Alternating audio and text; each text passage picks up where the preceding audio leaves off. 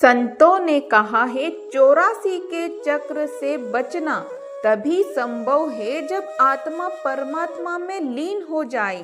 उस परम पिता परमात्मा से हमारा मिलाप तभी हो सकता है जब हम पिछले जन्मों में किए हुए हर एक कर्म तथा पाप के कर्ज से मुक्त हो जाए।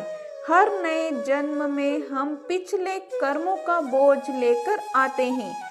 जब तक हमारे सारे कर्मों का हिसाब समाप्त नहीं हो जाता, हमारे सारे पाप धुल नहीं जाते, तब तक हमारी आत्मा कभी भी पूर्ण और उज्जवल नहीं हो सकती और तब तक सबके अंदर परमात्मा के मौजूद होते हुए भी आत्मा परमात्मा में लीन नहीं हो सकती। यह अनुभव तथा विश्वास करने के लिए कि हम परमात्मा की अंश है, हमें पश्चाताप करना होगा। जैसा कि संत कहते हैं, पश्चाताप करो, स्वर्ग का राज्य तुम्हारे पास में है। सच्चे मन से पश्चाताप करने के लिए हमें यह जानना जरूरी है कि हमने क्या किया है, लेकिन हम अपने पिछले कर्मों को बिल्कुल भूले बैठे हैं। उस प्रभु की दया तथा क्षमा पाने के लिए केवल हमें अफसोस है कह देना ही काफी नहीं है।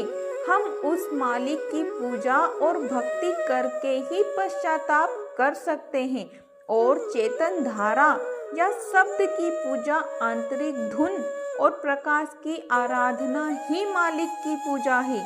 दूसरी कोई भी पूजा उस परम पिता को खुश नहीं कर सकती। गुरुदेव कहते हैं कि नाम के सिवाय परमात्मा की कोई पूजा या भक्ति नहीं है। लोग व्यर्थ ही वहमों और भ्रमों में फंसकर अपना समय नष्ट कर रहे हैं। मालिक की भक्ति करने के लिए, अपने पापों का प्रायश्चित करने के लिए हमें अपने आप को अंतर में उस चेतन धारा, नाम या शब्द के साथ जोड़ना होगा।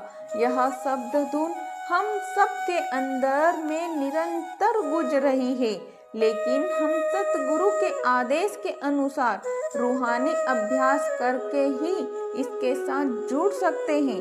राधा स्वामी जी।